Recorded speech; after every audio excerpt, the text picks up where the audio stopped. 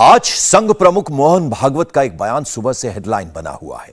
संघ प्रमुख ने कहा है कि हिंदुस्तान से जात पात वर्ण व्यवस्था का जो सिस्टम बना है उसे मिटा देना चाहिए, क्योंकि इससे भेदभाव बढ़ता है, असमानता बढ़ती है। संघ प्रमुख एक बार नहीं पिछले कई दिनों से जात पात और वर्ण व्यवस्था को लेकर अपनी बात रख रहे हैं और इससे समाज को हुए नुकसान पर आगाह कर रहे हैं। भागवत ऐसा क्यों कह रहे हैं? भागवत की जात पात और वर्ण व्यवस्था को मिटाने की बात कहने के पीछे का संदेश क्या है, इस रिपोर्ट में देखिए।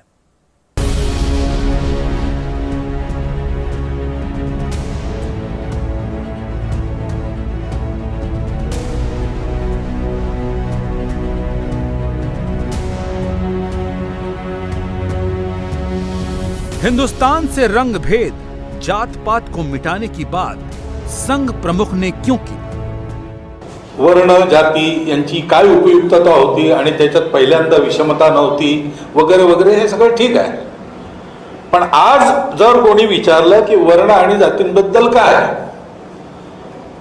तर समाजाचा विचार करणाऱ्या प्रत्येकाला हेच उत्तर द्यावं लागेल. हेच उत्तर त्यांनी दिलं पाहिजे, तरच तो समाजाच्या हिताचा विचार करतो.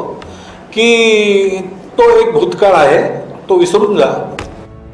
हिंदुस्तान से भेदभाव और ऊंच नीच की चीजों को भूलने को मोहन भागवत ने क्यों कहा? Everything that causes discrimination should go out lock stock and barrel. वेळेच आपण जर या लॉक स्टॉक बॅरलवरून या गोष्टी बाहेर काढल्या असत्या तर कदाचित त्या वाचल्याही असत्या. पण आपण तसं नाही केलं. आपण याचं समर्थन करण्याकरता हे सगळे पुरावे दिले. संघ प्रमुख की इन बातों का बड़ा मतलब है, बड़ी ठोस वजह है. स्वाभाविक है, क्योंकि वर्ण और जाति व्यवस्था ने प्राचीन काल से लेकर अब तक बस आपस में खाई पैदा की है, आपसी भाईचारे को तोड़ा है, आपसी भेदभाव को बढ़ाया है, डेमोक्रेसी के खिलाफ है, असमानता को बढ़ाया है, जातिगत तुष्टीकरण का मौका दिया है, विकास की प्रगति में बाधक है, राष्ट्रीय एकता में समस्या है. इसलिए मोहन भागवत का कहना है कि अगर देश को आगे बढ़ाना है तो इन समस्याओं को हटाना होगा और जात पात को भुलाना होगा. म्हणून शास्त्रापेक्षा लोक श्रेष्ठ आहे. पण मग लोक कायद्याला काही अर्थ नाही. आणि शास्त्र श्रेष्ठ आहे तर मग लोकांची सोय पाहता येणार नाही. याच्यात तडजोड काय? म्हणून तिसरी गोष्ट आपल्या इथे आहे की या दोघांनाही धर्मानुसार चालावं लागतं. आणि धर्म म्हणजे काय हे पक्का आहे. धर्म म्हणजे जोडणार, धर्म म्हणजे समाज टिकवणार, समाज उन्नत करणार. बात तो सही है, तरक्की के रास्ते में वर्ण जात पात वाली सोच बहुत बड़ा रोड़ा है. दूसरे मायनों में आप कह सकते हैं कि भागवत की जात पात को भुला देने की बात करने के पीछे कॉन्सेप्ट राम राज की परिकल्पना से जुड़ा है, जिसका जिक्र वो पहले कई बार कर चुके हैं. यहाँ राम राज का मतलब सुराज से है, सुख समृद्धि वाले राज्य से है, उस राज्य से जहां आम जनता को दबाकर न रखा गया हो, स्त्रियों के साथ गुलामों जैसा व्यवहार न हो, जहां शोषित और दलितों का उत्पीड़न न हो. लेकिन सच यह है कि वर्ण और जाति व्यवस्था जब से आई तब से यही हुआ. ऊंची जातियों ने छोटी जातियों को दबाया, अमीरों ने गरीबों को सताया, और ये व्यवस्था आज से नहीं हजारों साल से चली आ रही.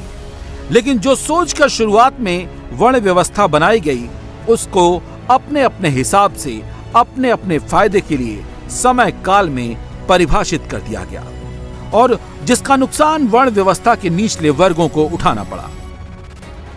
ऋग्वेद में वर्ण व्यवस्था कर्म पर आधारित थी, जिसका जैसा कर्म उसको वैसा वर्ग. पुरोहितों शिक्षकों को ब्राह्मण कहा गया, शासकों प्रशासकों को क्षत्रिय, वणिकों साहूकारों को वैश्य, दासों शिल्पियों कारीगरों को शूद्र.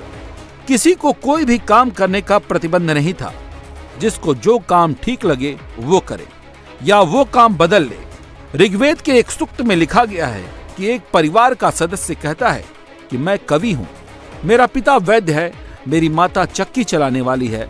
अलग अलग काम से जीविका चलाने वाले एक साथ रहते जैसे पशु अपने बाड़े में रहते. लेकिन उत्तर वैदिक काल आते आते वर्ण व्यवस्था जाति में बदल गई। जन्म के आधार पर लोगों की पहचान की जाने लगी। समाज में चतुर्वर्ण व्यवस्था पूरी तरह से प्रतिष्ठित हो गई। इस काल से अलग अलग वर्गों में भेदभाव की शुरुआत देखी जाने लगी। स्मृति ग्रंथों में जाति व्यवस्था को 4 अलग अलग श्रेणियों में बताया गया है: ब्राह्मण, क्षत्रिय, वैश्य और शूद्र, जिसमें तीनों जातियों की मदद करने वालों को शूद्र कहा गया। गुप्त काल, मुगल काल, ब्रिटिश काल से लेकर अब तक वर्ण और जाति व्यवस्था हिंदुस्तान में चल रही है, जिसने वक्त के साथ साथ आपसी भाईचारे में दरार ही डाली है और जिसका असर विकास और देश की एकता पर पड़ा। भेदभाव बढ़ा और अब इसलिए भागवत इसे भूल जाने की बात कर रहे हैं। जर एखादा समूह, एखादी जात, एखादा पंथ, एखादी पार्टी फार काळ सत्तेत राहिली तर समाजात त्याचे शत्रू आपोआप तयार होतात. म्हणजे विरोधक शत्रू, म्हणजे त्या अर्थाने शत्रू नाही, त्या होते इनकम्बन्सी असं आपण म्हणतो त्याला. आणि आधुनिक काळात म्हणजे भारतात फिरताना सगळीकडे याची उदाहरणं पाहायला मिळतात.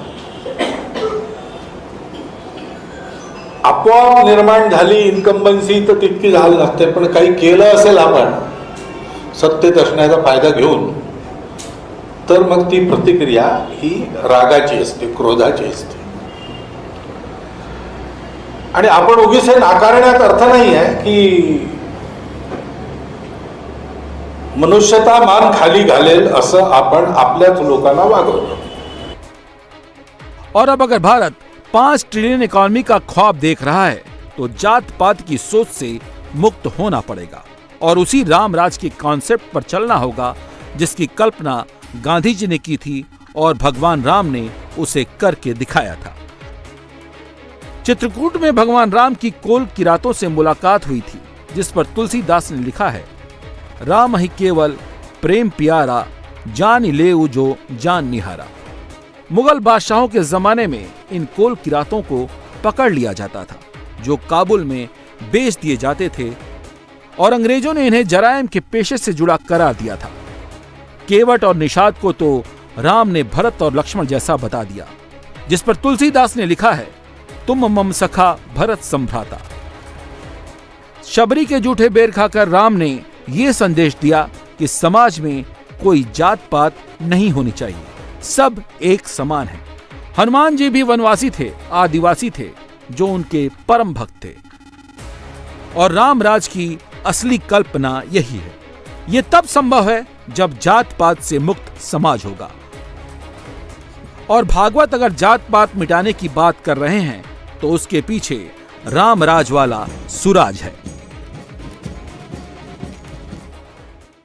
मैं और मेरा कुटुंब, इसके मित्र हमारे आसपास समाज में जितने प्रकार बाकी लोग मानते हैं, जाति मानते होंगे, भाषा मानते होंगे, पंथ संप्रदाय मानते होंगे, सब में मेरे अपने मित्र रहेंगे, जिनका मेरे घर और मेरा उनके घर आना जाना रहता है। सब वर्गों में ऐसे कुटुंब हमारे कुटुंब के मित्र रहेंगे, जिनके यहाँ हमारा आना जाना, उनका हमारे यहाँ आना जाना, उठना बैठना, खाना पीना, ऐसे संबंध है। और सामाजिक स्तर पर कम से कम मंदिर, पानी, स्मशान सबके लिए एक हो। छोटी मोटी बातों को लेकर आपस में झगड़ा ना हो। ये घोड़ी चढ़ सकता और वो घोड़ी नहीं चढ़ सकता, ऐसी मूर्खतापूर्ण बातें अब समाज के आचरण से चली जाए, इसका प्रयास करना पड़ेगा। ये प्रयास समाज में होगा, हम सब लोग करेंगे, संघ के स्वयंसेवक करेंगे, समाज के सुबुद्ध नागरिक करेंगे, तब तो विषमता का निर्मूलन होगा और आर्थिक और राजनीतिक स्वतंत्रता प्रत्येक व्यक्ति तक पहुंचाने वाली सामाजिक स्वतंत्रता का लाभ हमको होगा। ये सच है कि जातियों पर अत्याचार हुआ, उनका शोषण हुआ, इसलिए 1979 में मंडल आयोग का गठन किया गया ताकि सामाजिक या शैक्षणिक रूप से पिछड़े वर्ग की पहचान की जा सके। जातिगत भेदभाव को दूर करने के लिए आरक्षण और कोटा निर्धारण की व्यवस्था की गई। 1990 में मंडल आयोग की सिफारिशों को सरकार ने लागू कर दिया। पिछड़े वर्ग को 27% आरक्षण का लाभ मिला। जातियों को फायदा तो मिला, लेकिन इसका सबसे बड़ा सच है कि इन पिछड़ी और दबी जातियों के उत्थान के नाम पर जातिवाद की राजनीति शुरू हो गई। हालत यह है कि आज जातियों के ऑक्सीजन पर बहुत सी पार्टियां जिंदा हैं। मोहन भागवत के इस बयान पर, उनकी मंशा पर जाति की राजनीति करने वाली पार्टियां सवाल खड़े कर रही हैं, लेकिन उद्धव ठाकरे की शिवसेना भागवत के बयान को सही कह रही है। ये याद रखना, मंडल कमीशन जब आया ना, तो मंडल कमीशन को विरोध करने वाले एक ही शख्स इस हिंदुस्तान में थे। वो थे वंदनीय हिंदू हृदय सम्राट बाला साहब ठाकरे। वो कहते थे मैं दो ही जाति मानता हूँ, एक गरीब, एक दूसरा रईस, बाकी नहीं जात मानता था। और जो विचारधारा उन्होंने दी थी हमारे मराठी लोगों को भी, जात पात स्पृश्य अस्पृश्य घाटी कोंकणी मराठी ब्राह्मण सब छोड़ दो, मराठी करके खड़े हो जाओ। तब वो देश के लिए कहते थे हिंदुस्तानी करके खड़े हो जाओ। जात पात पंथ धर्म प्रांत उसके आगे निकल कर आना है। वो विचारधारा मोहन भागवत जी ने उसका समर्थन किया। बहुत बहुत धन्यवाद। इंडिया टीवी हर वक्त हर जगह डाउनलोड करने के लिए सर्च करें India TV news Google play store या ऐप स्टोर पर।